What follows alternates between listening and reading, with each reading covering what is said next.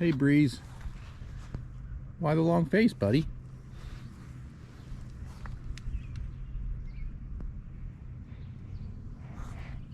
Who's that? Eh?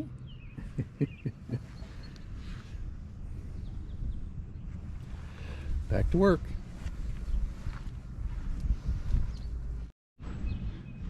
Got some more fencing coming for a later video. We'll have to bring you guys along at least for a little bit of that. I don't know how much fencing and post pushing you guys are interested in watching, but we're gonna be making a modification to one of the pastures and also an expansion for something else.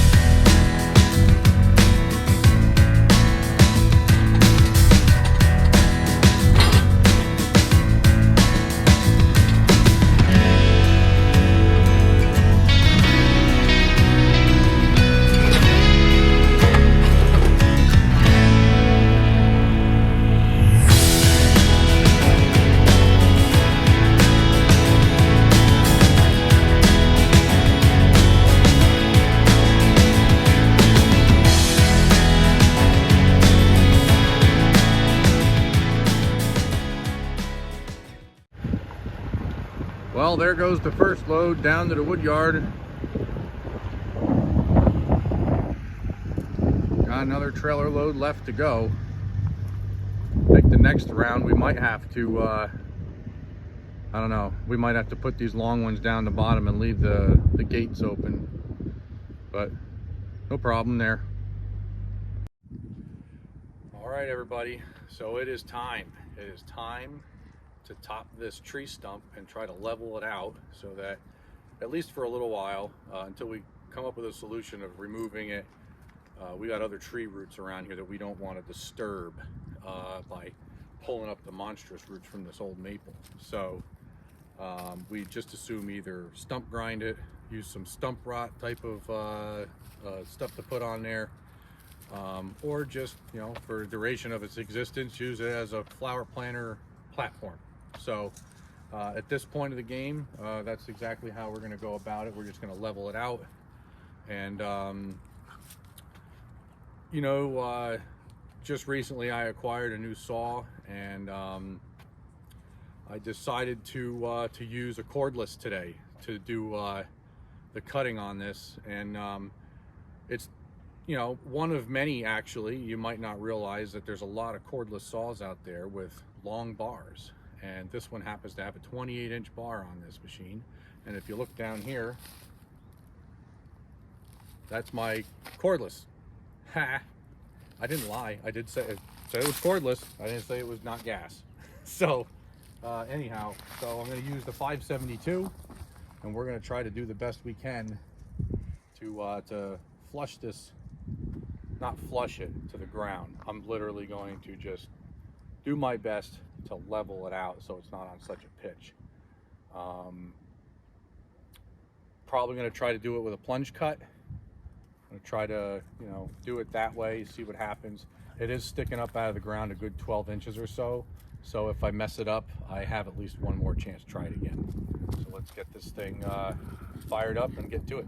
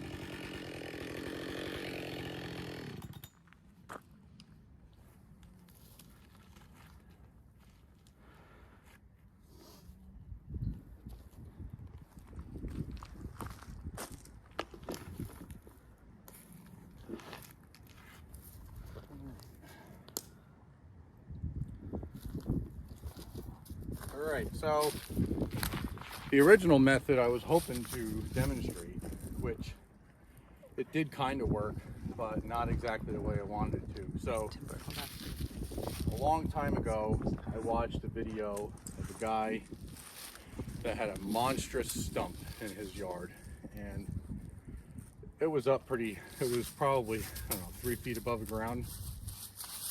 And he had, in the past, I guess, you know, cutting the stump off as you're coming through counterclockwise, the way the saw would naturally want to cut. The saw removes the material and completely evacuates it from the kerf. But when you do a plunge cut and you work counterclockwise with a backside cut, when you're cutting with the top side of the bar, it actually deposits the wood chips into the kerf and creates a packed layer of sawdust underneath, or I should say in between. And what that does is, because the chunk of wood's so heavy, it prevents the weight of the wood from pinching your bar stuck between the round and the remaining. So anyway, what I was saying before I was rudely interrupted by the great Gugali, the whole point of what I was trying to do was to deposit wood chips in the kerf so that it didn't pinch the bar, and you can easily slide the bar out from underneath, however big. I mean, you know, it could be 6 or 10 feet tall, and if you made a flush cut, you could pull the bar out. So I have done it before. Sometimes it depends on how well I sharpen my chain, and also the bar, the space, the groove in your bar, for lack of better words, that your chain rides in. If it begins to spread, your chain will actually lean to the right or to the left, depending on what kind of input you put on the chainsaw. So it will actually track off of course and begin to make you know, a spiral type cut, or an angular cut, or a curved cut. So I think that's kind of what I was dealing with here. However, it wasn't because of the bar being spread due to wear. It was more likely because my sharpening skills with a hand file are not where they should be. So yeah, that can also cause it is uneven filing on your chain.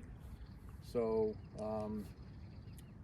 that's going to be it for at least this part, and now we have to go down to the wood yard and start bucking up some of that wood that I brought down there in the trailer earlier.